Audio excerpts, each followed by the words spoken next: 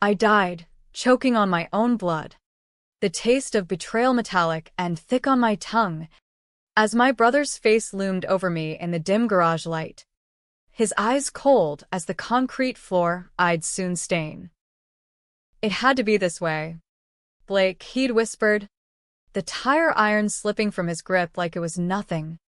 Like erasing me was just another line item on his ledger. But death isn't the end, it's a goddamn reset button. And when I gasped awake in my old apartment bed, sheets tangled around me like a noose I hadn't yet slipped, the calendar on the wall screaming 2018, I knew I'd been given a second shot to bury him alive in the hell he built for me. My name's Blakely Hargrove. Blake to the few who mattered. That loser cousin to the rest of the family who'd long since written me off. Back then, I was 28, fresh out of a dead-end marketing gig in Midtown Manhattan, crashing on a futon in a Brooklyn walk-up that smelled like stale pizza and broken dreams. The betrayal started small. The way all good cons do, a family barbecue in the Hamptons. My brother Ethan, golden boy. Wat hon grad? The one Dad always called the future, clapping me on the back with that shark's grin. Hey, bro, need a favor. Lend your name to this startup pitch? Investors eat up the Hargrove legacy. And yours sounds cleaner than mine after that DUI mess. I laughed it off at first. Sign the papers without a second glance. What the hell? Blood's thicker than ink. Right? Wrong. Ethan wasn't starting a sustainable energy firm. He was laundering cash for a crew of Wall Street ghosts, funneling dirty money through shell companies he'd stamped with my SSN. By the time the feds knocked, I was the fall guy, indicted on fraud. My bank accounts frozen. My name splashed across the post like yesterday's scandal. Hargrove heirs, Ponzi hell, family fortune, or felony, the headline screamed, while Ethan played the grieving sibling, testifying against me in court with tears that could have won an Oscar. Prison was a blur of fluorescent hell, Rikers, then upstate, where the guards called me pretty boy fraud, and the inmates whispered about the snitch who'd ratted out his own kin. I clawed through appeals. But Ethan's lawyers, hired with the very money he'd stolen, buried me deeper. Released on a technicality after 3 years, I came out hollow, scraping by as a barista in Queens, until that night in the garage. Ethan, ever the opportunist, had forgiven me enough to invite me to his wedding rehearsal. Family heals. Blake, his invite read, all Hallmark bullshit. I showed up clean-shaven, hoping for a truce, but he needed one last loose end tied, me, silenced before I could spill about the offshore accounts I'd pieced together from smuggled legal docs. The tire iron cracked my skull like an eggshell, and as the world faded, I saw it all, his smirk, the engagement ring on his fiancée Lila's finger bought with my ruin, the family jet waiting to whisk them to paradise. Then nothing. Until now.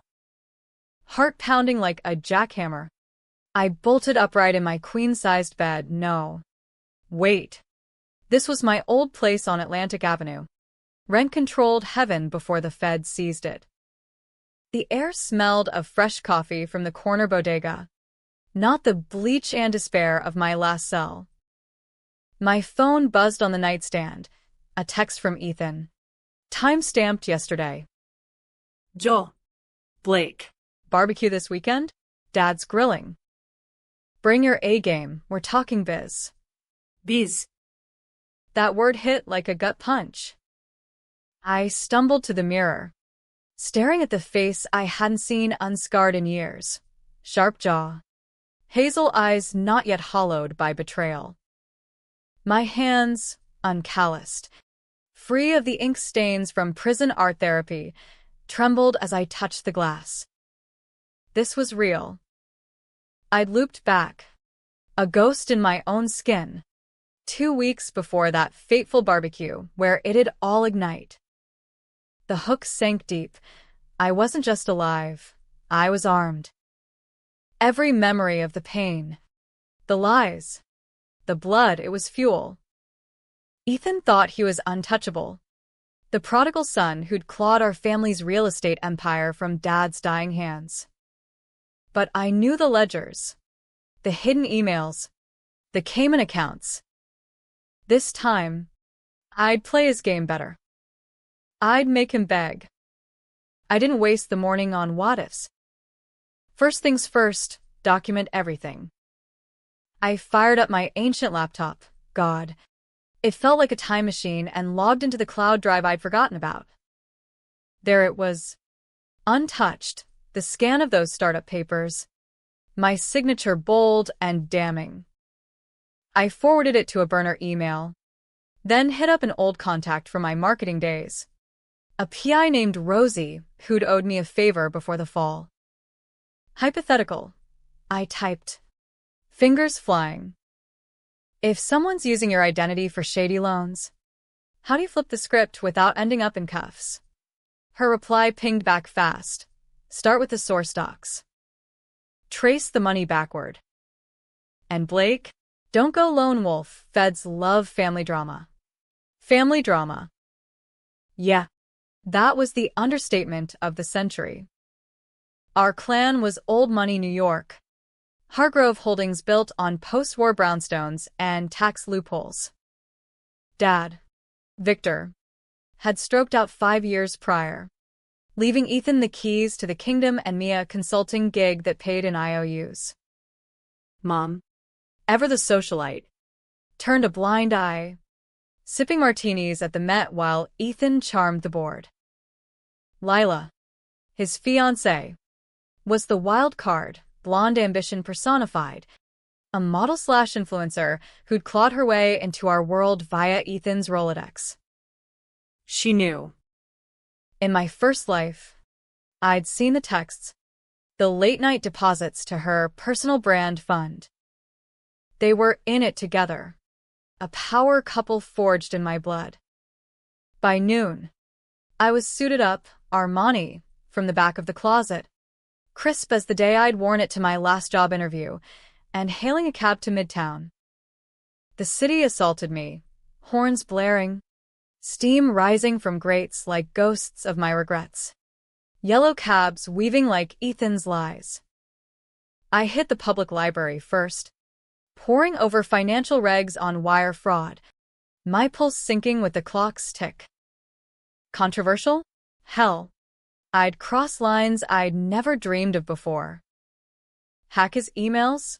Tempting, but sloppy. No. This needed precision, a scalpel, not a sledgehammer. Ethan's office loomed in a glass tower on Park Avenue, Hargrove Holdings' brass plaque gleaming like a false idol. I buzzed up as Blake Hargrove, family consult, and the receptionist, poor kid, probably fresh from NYU, waved me through. Ethan was in a meeting, but his assistant, a mousy guy named Trent, buzzed me into the corner office. Empty, save for the view of the Chrysler Building and a desk drawer cracked open just enough to tempt. Heart slamming, I rifled it, nothing but mints and memos. But the computer, unlocked, because Ethan trusted family, was gold. I plugged in a USB drive Rosie had mailed me years ago, miraculously still in a drawer. Copying his recent files. Jackpot. Spreadsheets labeled EH. Ventures. Columns of transfers to offshore shells. My name, woven through like poison ivy. As I ejected the drive, the door swung open. Ethan, in his bespoke Brooks Brothers, froze mid-stride, that grin faltering for a split second. Blake? What the? You're early for the barbecue pitch. He recovered fast, clapping my shoulder too hard. Up close, he was the same, 6'2", blonde as a Kennedy, eyes like polished quartz. But I saw the flicker, the predator sensing prey off script. Just scoping the terrain. Bro, I said, voice steady as I pocketed the drive. Dad's legacy. Right? Can't let it slip. We bantered. Him monologuing about disrupting real estate with blockchain, me nodding like the eager Mark I used to be. But inside, rage simmered. This was the man who'd swung that tire iron, who'd toasted my tragic accident at his wedding while pocketing the insurance payout. As I left, our eyes locked in the elevator. And for a heartbeat, I wondered if he felt it, the echo of the grave we'd both danced on. That night, back in Brooklyn, I cracked a beer and spread the files across my coffee table. Patterns emerged. Ethan's startup was a front for bribing city officials on a luxury condo flip in Chelsea. My name? The clean collateral, shielding his ass from IRS audits. The betrayal cut deeper than the blow that killed me. It wasn't just money, it was erasure. They'd painted me as the black sheep, the addict lies, all of it, to justify cutting me out. Dad's will, amended posthumously. My shares forfeited for debts. Lila had laughed about it in a leaked email. Blake's out, more cake for us. Sleep evaded me. Ghosts of Rikers whispering revenge hymns. By dawn, the plan crystallized. Infiltrate. Expose. Destroy. But controversial calls loomed.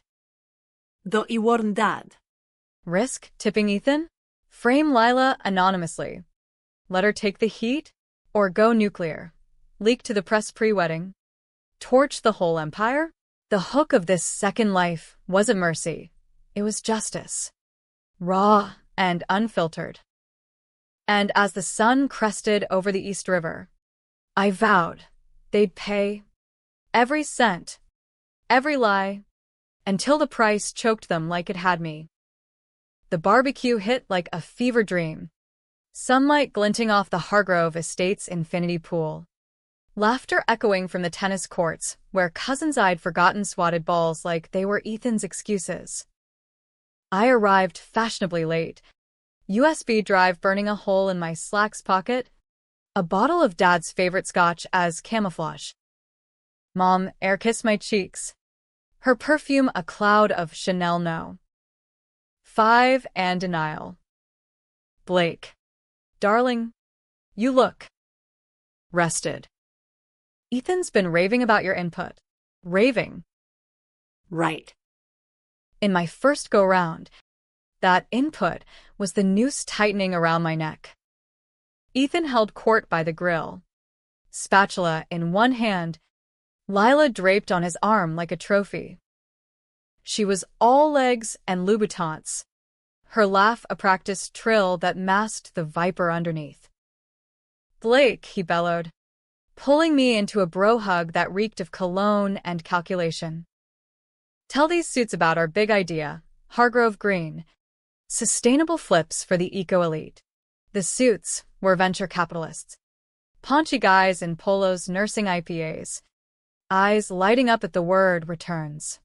I played along, spinning a yarn about market projections, all while clocking the tells. Ethan's foot tap under the picnic table. Lila's glance at her phone, probably checking wire confirmations. Dad, Victor Hargrove. Silver fox in loafers. Cigar clamped between teeth, watched from his Adirondack chair, wheezing faintly from the emphysema that'd claim him in a year. In Life 1.0, he'd bought Ethan's spin hook, line, and sinker, signing over control during a routine board meeting I'd been too busy to attend. This time, I sidled up, scotch in hand. Dad.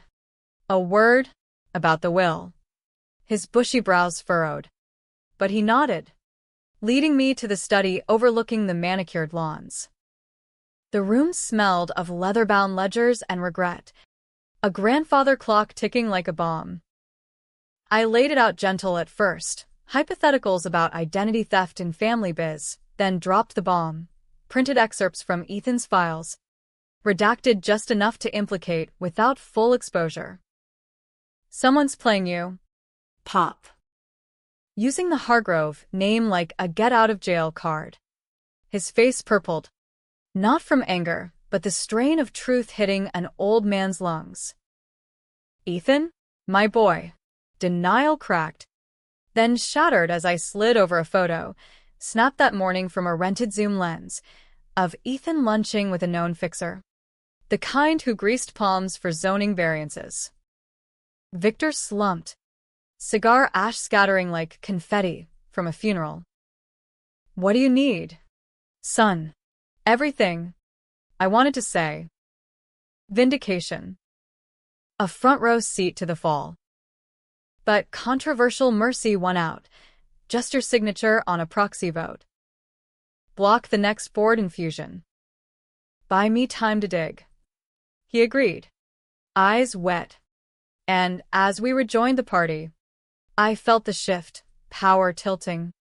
Subtle as a shadow lengthening. Ethan cornered me by the pool house later.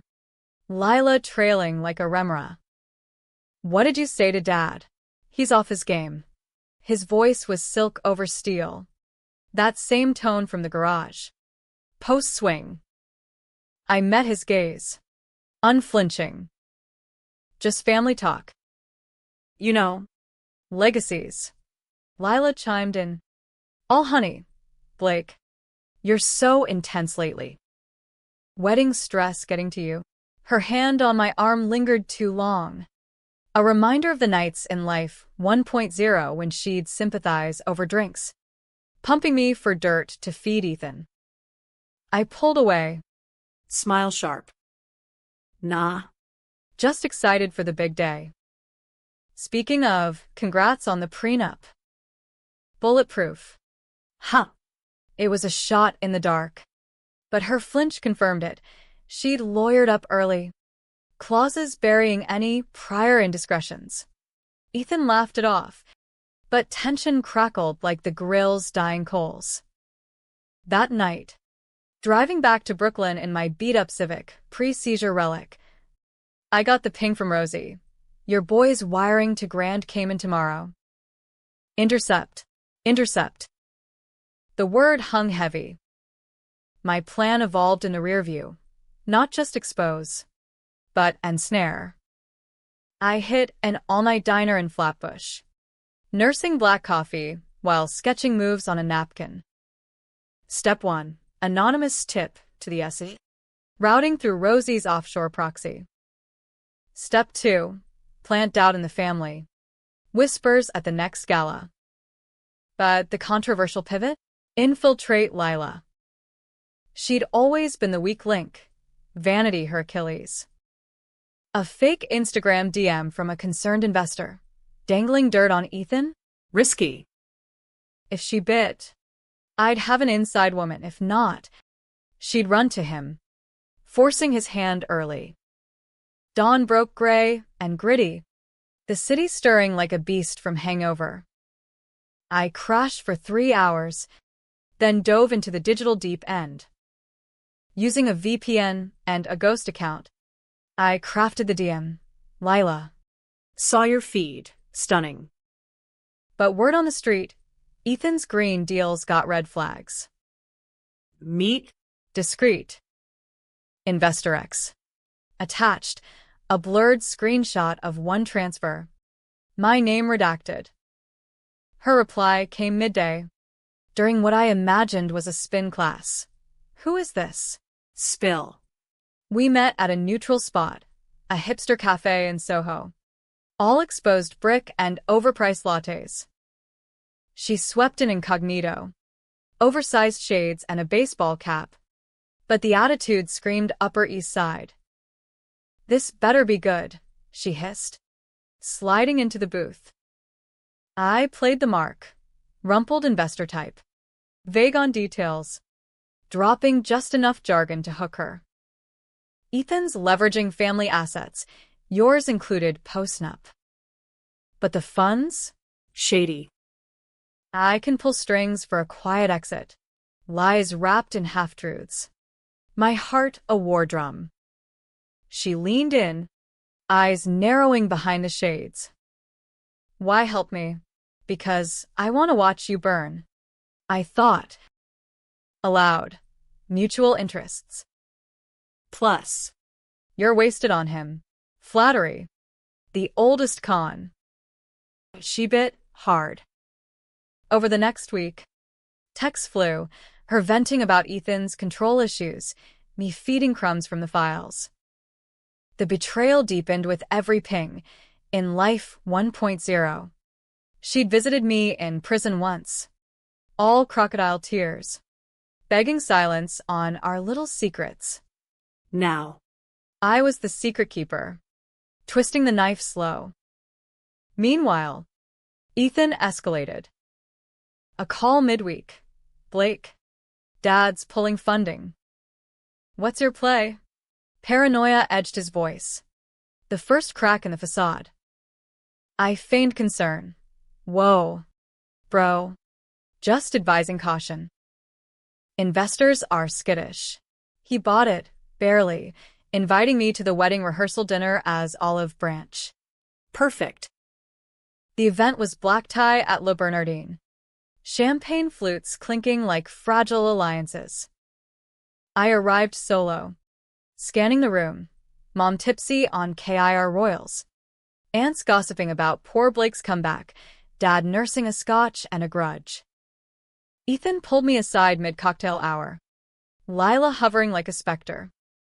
Look, whatever you told Dad, it's family. Man. We fix this. His hand on my shoulder felt like the tire iron's ghost. I shrugged it off. Fix what? Ethan? The loans in my name? Or the kickbacks to Zephyr Development? I dropped it casual, watching his face drain of color. Lila gasped, a hand to her throat, performance art, but real fear underneath. You don't know shit, he snarled, low enough for deniability. But I did. And as the sommelier poured the next round, I slipped a USB, copy of the Cayman Wires, into his jacket pocket, anonymous as a curse. Read it. Then talk. The seed planted. I melted into the crowd, toasting the happy couple with a grin that hid fangs. That night, Lila texted frantic. WTF? He just blew up. Files? You set me up? No. I typed back. This is check. Your move. The game accelerated. Tension coiling like a spring. Controversial? Absolutely, pitting them against each other. Using her ambition as leverage. But justice wasn't clean. It was a street fight in stilettos. As sirens wailed outside my window, I lay awake, plotting the climax, the wedding itself, 2 days away. They'd unravel there, thread by thread, until the whole tapestry bled. Family arrived in droves, uncles from Connecticut, cousins flying private, turning the plaza's grand ballroom into a Hargrove circus. I moved through it like a shadow, charming aunts, dodging Ethan's glares. Dad cornered me pre-ceremony. I confronted him. Denied everything. His voice cracked. The Titan humbled. But the proxy's yours now. Son. Board meets tomorrow. Power. Real and raw. I nodded. Throat tight. This wasn't just revenge, it was reclamation. The twist brewed in the bridal suite whispers. Lila, cornered by her own doubts, confessed to me via voice note that morning. He's spiraling, threatened to cut me out if I push back. But Blake. Those files? They're us. I signed off. Her voice broke. Ambition crumbling to desperation. Ally or liability? I chose weapon. Replying, leak it. To me. I'll handle the rest. Betrayal's echo chamber, amplifying until it deafened. As the organ swelled and Ethan took his place at the altar, Tuck's crisp smile plastered, I slipped into the back pew. Heart a thunderhead. The doors opened. Lila gliding down the aisle on her father's arm. Veil a shroud. Vows exchanged. Rings sliding like manacles. Then, my cue, a burner phone buzz. Forwarding her confession audio to the family group chat, timed for the recessional. Chaos erupted mid-kiss. Phones buzzing. Gasps rippling like dominoes. Mom's shriek cut the air. Ethan? What is this? He spun, eyes locking on me through the throng. Accusation blazed. But too late, the suits from the barbecue were already dialing lawyers. Dad's face thunderous. Lila bolted for the side exit, mascara streaking, leaving Ethan isolated in his own spotlight. Blake. You son of a, he lunged, but security, hired by Hargrove, loyal to the name, hauled him back. The wedding imploded, guests fleeing, caterers frozen, the cake toppling in the stampede. In the aftermath, the plaza's ballroom looked like a battlefield of wilted roses and shattered crystal, confetti crunching under heels as the last stragglers fled. Ethan wrestled free from the guards, charging me through the debris, face twisted in that garage rage I'd died to. You did this. You fucking ghost. His fist connected with my jaw, solid. But I rolled with it, tasting copper that wasn't fatal this time. We grappled, tuxes ripping, until Dad's bellow halted us. Enough. Police, now. Sirens wailed blocks away. Closing fast my anonymous 911. Laced with corporate espionage at the plaza. Controversial? Calling the cops on blood felt like fratricide. But the line was ash. Ethan slumped against a pillar, cuffs clicking like karma's applause. It was for us. Dad, for the family, he babbled as they dragged him out. Lila already vanishing in a town car. Her best friend cover story primed for the tabloids. Mom sobbed into a napkin. Ants clustered like vultures. But I stood tall. The prodigal returned, proxy in pocket. The board meeting dawned brutal. Rain lashing Park Tower like judgment from the gods. I strode in as acting chair. Dad's stroke of genius. Or desperation, flanked by lawyers who'd switched sides overnight. The room reeked of stale coffee and fear, VPs shuffling papers. Ethan's empty seat a void. Hargrove Holdings faces existential threats. I opened. Voice steady as the Hudson. Projections flashed, red ink from the green scams. Audits pending. Gasps as I unveiled the files, my name forged. Bribes documented. Lila's audio crackling like evidence thunder. Betrayal isn't abstract, I said, locking eyes with the holdouts. It's theft of trust, of legacy. Decisions loomed. Controversial forks. Dissolve the ventures. Fire enablers. Or pivot to legit green tech under my lead. I chose the blade. Liquidate Ethan's shells. Donate proceeds to fraud victim funds. Ironic nod to my old self. The vote passed 7-3. My gavel fall echoing like a grave's lid. Dad watched from the doorway. Oxygen mask fogging his pride. Proud of you, son, he rasped later. Over hospital jello. But Ethan's blood. Blood that spilled mine first. I cut in. Softer than I felt. Prison visits were hell. But Ethan's arraignment? Cathartic. Feds swarmed. RICO charges stacking like dominoes. Wire fraud. Identity theft. Conspiracy. Lila flipped first. Plea deal for immunity. Testifying in a pantsuit that screamed, reluctant villain. Her eyes met mine across the courtroom. Regret? Or calculation? Didn't matter. She'd pay in headlines. Her influencer empire crumbling under Hargrove hoax. Revenge's high faded fast. Though. Nights in the reclaimed penthouse. Dad's gift. Post-recovery brought ghosts. The tire iron's phantom swing. Ethan's whisper in the dark. I'd saved the empire. But at what cost? Family fractured, mom in therapy. Cousins ghosting group chats. And me, Blakely 2.0. CEO by 30. But hollow. Dates fizzled. Trust was a luxury I'd bankrupted. The twist hit 6 months post-wedding. Buried in Discovery Docs, Rosie unearthed. Ethan hadn't acted alone, not fully.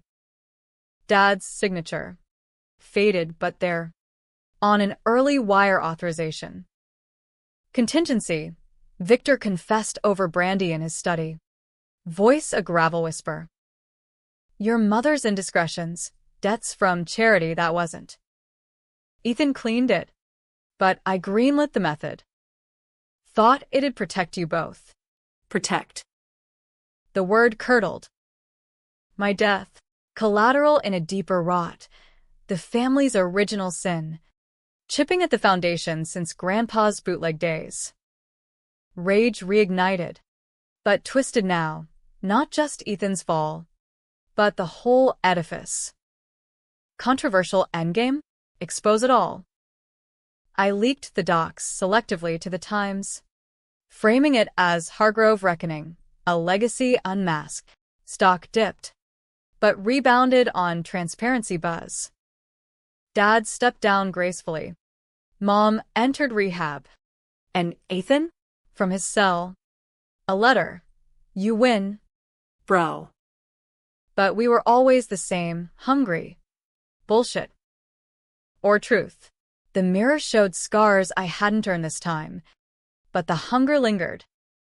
Lila resurfaced a year on at a charity gala for fraud survivors. Irony's encore. She approached. Sober now. Eyes clear. Blake.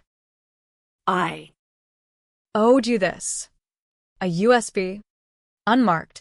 Recordings of Ethan's boasts. Pre-meetings where he'd plotted my disappearance as insurance. Why? I asked. Voice raw. Redemption?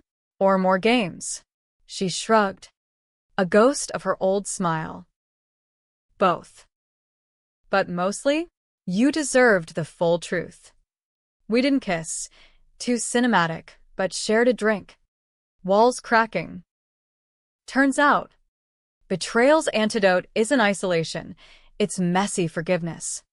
Doled in shots. Ethan's trial climaxed in federal court. Downtown stone halls echoing my old nightmares. He took the stand, diminished in orange, spinning yarns of pressure and family duty. I testified last, calm. Surgical, detailing the forgeries, the garage accident disguised as a mugging gone wrong. The jury deliberated 2 days. Verdict: guilty. 20 to life. As marshals let him out, our eyes met, no smirk, just defeat. So the Blake, he mouthed. I nodded, the weight lifting like fog over the harbor. Post-trial, Hargrove 2.0 thrived. Ethical flips in the Bronx. Scholarships in my name for Riker's kids. Dad passed peacefully. Will intact, me as steward. Mom remarried a quiet accountant. Finding peace in puzzles. Lila? We dated sporadic. Her edges softened by AA meetings. Controversial? Dating the accomplice. But life's not ledger, it's rewrite. 2 years blurred into boardrooms and brunches, until the loop's echo faded. One dawn. Coffee steaming on the balcony, overlooking the skyline I'd once lost. I felt it. Closure. Not happy ever after fairy tale. But a gritty American truce, scars as badges. Revenge as reset. Ethan rotted in Otisville. Lila built a podcast on second chances, and I, Blakely Hargrove, alive, unbowed. The price paid, in full. And if death whispered again, I'd loop back swinging. But for now, the city hummed below, alive with possibility. I raised my mug to the ghosts, to second shots, to brothers broken and mended. In the end, the real twist, we all pay, one way or another. Mine just came with a refund.